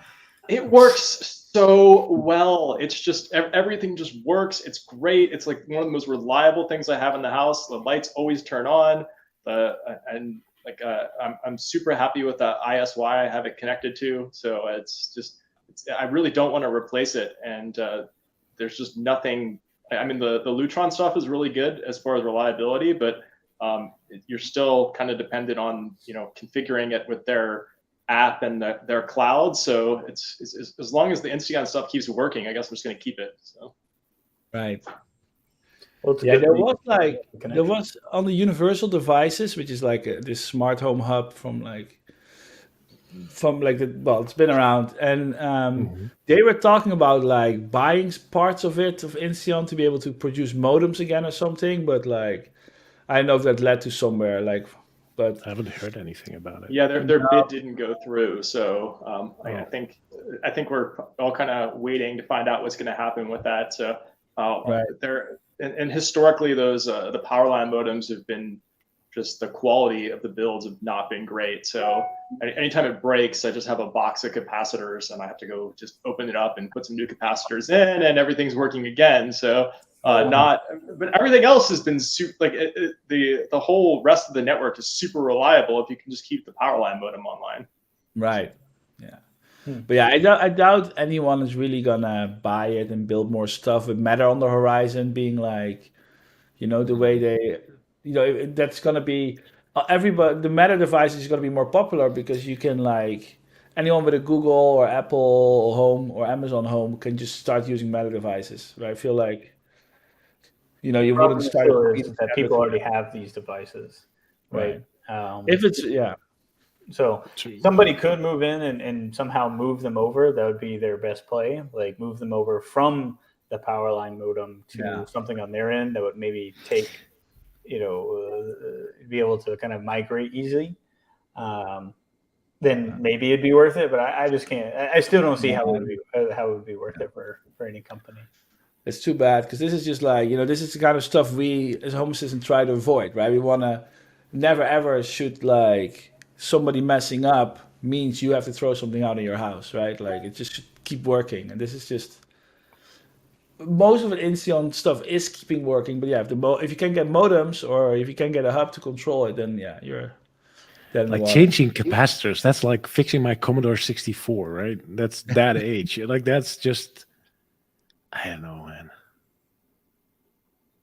That's So I'm getting questions about what's the thing. So yeah, on the floor there's a nano leaf on the floor, and I'm playing with that for HomeKit controller is in the process of adding support for thread and kind of picking up other devices along the way. So I bought that for testing, and I haven't really actually opened the box yet to play with it. But I'm hoping that we're going to be able to pick up Bluetooth devices, and I think we're pretty close to having actual Bluetooth support in HomeKit controller. So maybe I can actually control my August lock locally instead of going to the cloud. That would So be sweet. that would be super nice, because I really do like their locks, and the only downside, of course, it's a cloud integration. So yeah, the Thread open border router that is going to be that you might want to use for Thread. I think we can actually share that between Matter and HomeKit controller, right? Because the Thread network is really just a separate standalone layer that is not tightly coupled to Matter, for example. So once we're able to spin that up in Home Assistant, with, for example, Home Assistant Yellow will be able to do that, then maybe HomeKit controller can just talk Thread over that as well. I hope. it might work. So cool. Yeah, let's talk about it offline. I think there's some that'd be cool to explore. I saw a comment, by the way, which I am following along to and kind of find interesting. Wave. Isn't that 5G? Millimeter? Yeah. No, that's the Aquara has now like a production-based sensor, like the presence sensor. Yeah. But there are also like DIY-based builds showing up. Yeah, well, Everything Smart Home recently did a video about that. They did a video yesterday or something. Yeah, I've not looked at it yet. I haven't looked at it yet. Yeah. Sorry, but yeah, but I'm interested and intrigued by it because it's popping up everywhere right now, and it's not like infrared based, right? So it can actually like sense somebody's present instead of like apparently even like heart rate and stuff is possible, and it's kind of crazy. But the thing is it uses more than just motion in order to figure out if there's presence there, right? It's basically just a better way to like keep lights on instead of having to like wave your arms every once in a while to make sure the motion sensor sees you. The Akara one will be supported in Zigbee and Home Assistant in the next release. So the Akara one is kind of hard to get, and the thing I find at this point, it's expensive, right? So freaking expensive, man. What some people bought it here. What did it pay? I believe it was around like I've seen prices on 80 euros or something. Yeah, $40. It's like 80 to $100 here to get them shipped. I think that's like too much for a presence sensor at this point. Yeah. So, yeah, I'm kind of looking forward. There's now a DIY solution, right? And with ESP Home, that would be cool. But I'm really looking forward to see what this does, because if it becomes popular and more manufacturers start doing this, like that could actually there was a use case that some security company, I can't remember, they're basically based in what are the old folks homes called? I can't remember now. Europe. Well, the goal is that senior homes. You can monitor your like mom, dad, or sick or old, or in their house, or even in the old folks' home, right? So you can kind of sense their heartbeat. You can sense whether they're moving or not. Are they going to the bathroom? Is something you can sense, like, right, if they're moving that way. So you can kind of check up on them, see anomalies and stuff like that. So Well, what I like about these kind of devices is that they're not cameras, right? Yeah. I feel like cameras are just very invasive, and people will have issues with cameras. But having a less, like, it's still very invasive, I think, right? It's not something you want to live stream, but like it's. I think for these kind of use cases, people will be more comfortable having it in their home if it benefits them for certain things. But yeah, $80 is too steep. That is. That's too much, right? And just read this one. Thank you, No. mate. Yeah. Thank you. No, I cannot try it. No, but I'm really interested in DIY solution just to play with it, maybe. But I don't know. Yeah. I'm interested to see also what it would mean, what it would like lead to. Kind of like that it gets some traction. So Yeah.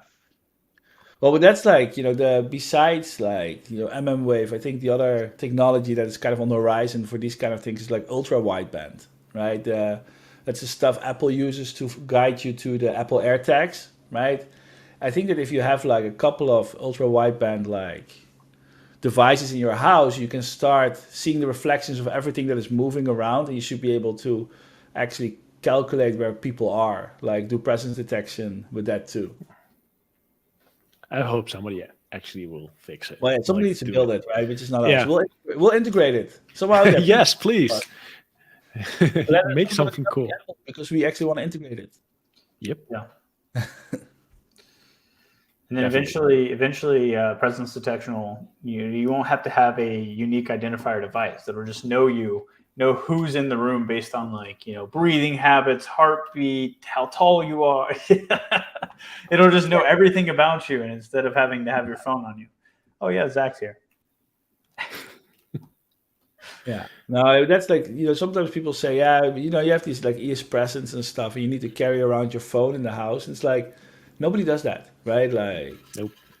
It's not consistent enough to like track everybody by their phone. Like people will leave their phone around or these kind of things. But, yeah, I mean, the thing is with all this kind of data, like tracking it becomes a lot less scary as long as it stays local. But like, would you trust that your Google Assistant that works in the cloud is gonna like do all your presence and like upload all that data? Logs is for me a bigger pain, by the way, in that regard. But yeah, same kind of deal. I don't know. I like that stuff local, but at the same time, I would like to use it in other parts. But I don't. With Home Assistant, you don't need to expose it to Google, right? To automate with it and actually like exactly. Yeah. All right. Cool. What else? I think that's about it. Yeah. I don't know. I'm looking around like my gadget. I'm looking at which gadget I want to talk about. Bought a USB extender, like a cable extender to extend my Bluetooth range. Because I only had it like directly connected to the Blue. I hadn't bought an extender yet, so it was pretty terrible. It wouldn't even reach out of my office basically. But like, it's more for testing. I don't really have anything useful that I'm going to be using it with. More for just playing around. For Bluetooth. Yeah, for Bluetooth. It's mostly like some SwitchBot crap that I want to check out. I never use Bluetooth. I avoid it. I normally do too. It's more for testing now. Yeah, I think the big problem with Bluetooth is it works great for a small area, but usually your Bluetooth devices are all over your house, so you can hit one. So if we had some type of repeater or some type of way to find all your Bluetooth devices, it would be so awesome. So if it was a mesh, then it would be great. But then it would just be Zigbee at that point. No, this actually, I mean, we've had this idea many times, but having like ESP home beacons around the house, forwarding all the Bluetooth events back into Home Assistant, and have Home Assistant have integrations be responsible for Bluetooth devices. Is an idea like basically, I think even that Marcel had like a working proof of concept. Of course he did. So that something like that could be easily done, I think. Yeah, just having all your ESP home devices as like proxies. So you could say, well, my lock is, downstairs, but I want to go talk to it over Bluetooth, and it would just talk over the network to your ESP home device.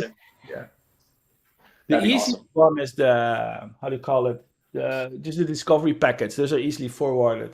I think setting up like direct connections to Argus Log would require a bigger Bluetooth proxy stack, right? Because we need to talk, pair, and this kind of stuff. Right. Yeah, that would be kind of solve that last, not a last mile problem. It's more of a last 30 feet problem. I personally don't get why companies like SwitchBot actually like fully invest and go with Bluetooth. The nice thing about Bluetooth is that it works with your phone. mobile. It works if the internet is down. Bluetooth is efficient for battery. Right? Like if you want to run something on a year on battery on Wi-Fi, that's like, I've seen those Shelly motion sensors. They're huge. So the SwitchBot really hits the market of probably either smaller houses, dorms, apartments, but also, like Paula said, it's your phone, right? So if you have Bluetooth on, you don't need the hub in order to control the SwitchBot. It will just connect to it directly. And because your phone has such a powerful Bluetooth beacon inside of it, it can reach those just about everywhere in your house, unless you're probably a 2-story house. It really can reach. So they're just hitting they're hitting a very entry level market that doesn't really do much. That was actually, you saw that before, like Philips Hue and a bunch of other light makers started making Bluetooth lights that could be paired directly to Google and Amazon as well, right? Right. Look, it's like what's in a phone? Like what is in what everyone has in their pocket at all times, right? It's Wi-Fi. That's energy efficient. It wins in that case. Yeah, understandable, but still, I don't like it. No, I have probably 7 or 8 hubs that are just lying around the house that all they do is speak Bluetooth to whatever device that is near it, and then end up translating that back on the network. And it's like there's like 3 of them sitting next to each other because they're all talking to whatever device, and then they don't tell you, oh, it's really just speaking Bluetooth to the device, but you've got they all could be just one device. So I'm powering 3 just basically translation hubs if everything just spoke Bluetooth and it was all published, and that would be great. Right, this is that August Wi-Fi bridge, right? Like, is to speak Bluetooth to the log and stuff. I've got like 6 of those lying around the house, and then I've got a hub for my Rise smart shades that's just speaking Bluetooth to them, and they're just sitting next to each other, and you're like, well, this is just really not efficient. Yeah. Hey Frank, I see a question for you from Yannick0123. Oh. How is your LoRaWAN Things network going? It's good. I placed it outside. It has an antenna. It blasts like packets around, and I'm actually surprised that it relays packets from like devices that show up only once, so probably drive-bys in cars and such. But actually, it transmits data. I'm kind of in a gap. Like Netherlands has really good coverage, but this area is a little bit low for the Things network. Wait, let's take a step back for people that do not, the Things network / LoRaWAN is this really cool technology where you can buy a router that has like 10 kilometers radius or something. Yeah, 5 to 10 and then it has this setup where basically people just host this for free as a router using your internet connection, and then devices can send small bytes of network data for free, like through your setup. Yeah. For me, currently at this point, it's just plain. So I have like a gateway. So I've opened my gateway for the public. So I have a gateway here which can just relay like random data of LoRa devices that are out there in my radius here, and it actually relays data. So people are using it, which is kind of. I'm not sure what I would have expected, actually. Like, I would have expected nothing, but still there's data going over it. So, yeah, that's cool to see. I have a little ESP chip, a LilyGo chip with a LoRa chipset on it, so I can build like sketches that send data over LoRaWAN, which actually works. So that's kind of nice to play around with. But yeah, it's that I want to learn a bit about the technology and how it works and what it does, and that's why I got it. And well, it kind of does. I hope one day maybe I could put one in my car, like track my car that way, where it is, where I left it for parking or those kind of things. That's kind of cool. Maybe David is asking if this is similar to what Amazon Sidewalk. So Amazon Sidewalk is LoRa, but it's not LoRaWAN. LoRaWAN is like a standardized version, and LoRa is just a whole collection of low range, and so they have their own protocol, which is I don't think compatible. But then, like on top of LoRaWAN, there's the Things network, and that's what Frank is like using. Yeah, and I have this it's big for an ESP chip, but this has a GPS and LoRa chip, and it's an ESP32. That's nice. That's kind of nice. It's cool stuff to play around with at this point. Yeah, I'm kind of amazed that, like, considering its distance and kind of energy efficient. Like if you have one of those garden soil moisture sensors for LoRaWAN, which is kind of nice because they reach like all the back into the garden without any issue. Like they do like 5 to 10 years with a little battery, like with a tiny CR battery. So that's kind of like insane. It's really energy efficient. Yeah. They will rust away before you get like... Yes, before the battery is empty, and even can make that kind of range. It's kind of interesting, kind of nice, but it's pretty expensive, and it's kind of weird actually. It would be cool if we can get this. Like, I guess the GPS ones are taking more battery because they're GPS, right? Yes. Yeah, that sucks.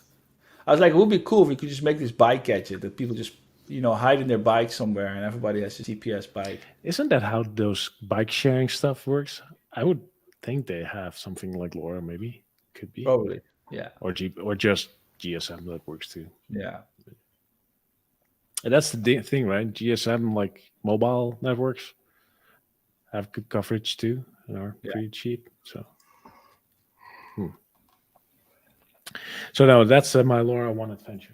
Kind of interesting and similar to the YoLink that is added this release, right? Use LoRa too. It's kind of similar technology, long distance data, like long distance connections with low data rates. It will never work with a camera over LoRaWAN. No, definitely not. All right, time to wrap up, I think. If you missed the start of the stream and you missed the start of the release notes, you didn't read the start of the release notes, and you also are not subscribed to our Building the Open Home newsletter, we're actually having 2 more live streams this month, June 15 and June 16. Same location, same time, start. We're going to talk about Matter and how to add Matter to Home Assistant. This is actually a workshop. See the list of required hardware on the blog of Home Assistant. If you have that hardware, you can actually follow along and get Matter working in your Home Assistant installation on the 15th, which will be freaking awesome. On the 16th, we have some cool announcements around audio in the open home, where different parts of the audio stack, we have some cool new features that are going to be really cool together, working together. So definitely see you on the 15th and the 16th. And that's it, I think. Don't forget to like and subscribe. Don't forget to opt into Home Assistant Analytics. Don't forget to update to this release so you have the latest database schemas. And you should make a list of things to say at the end of the stream. Like this is a huge checklist already. Hit the bell. Yeah, hit the like, subscribe, whatever. Yeah, I think everybody on here is going to install the update, though. So install the update. Definitely, this release. I think it's everybody who's not listening to this live stream that needs to be told to install the update. So that's true. Definitely. So one quick question before we close this on up. What are you going to work on next release? I have an idea, Nick. What is it you're going to speed up? Well, I want the JSON performance better. So hopefully we can fix the wheel builder to get those wheels out the door, and more so foundational work for kind of optimizing the database more. But you probably won't see anything kind of like publicly until maybe 2 or 3 months from now when it actually comes to the full circle. So. Right. I think that's always the biggest disappointment. We build this very cool feature, and then we're like, we cannot activate it. We first have to warn and phase it out, and then like in a couple of months, boom. Yeah, all the database stuff has been, some of that stuff has been like almost a year in the making to get it to where it is now. So it's kind of disappointing because you're like, oh, well, not this release, not this one. Oh, okay, yep, we can finally get it out the door now. So Yeah. Yep. Definitely. All right. Well, on the dot. Look at this, 2 hours. Yeah. We're So good. last but not least, congratulations, Zach, with your birthday. Well, congratulations, Frank, with your birthday. Thank you. It's true. It's awesome. Last minute one, right? Yeah. All right. Well, Enjoy it. I wish everybody a happy Wednesday. Birthday. Oh, Wednesday. Oh, yeah. Okay. And see you next month. Oh, no. See you on the 15th and the 16th. Mark your calendars, subscribe, like, whatever. I would make sure to be at the Matter one. Yes, the meta one is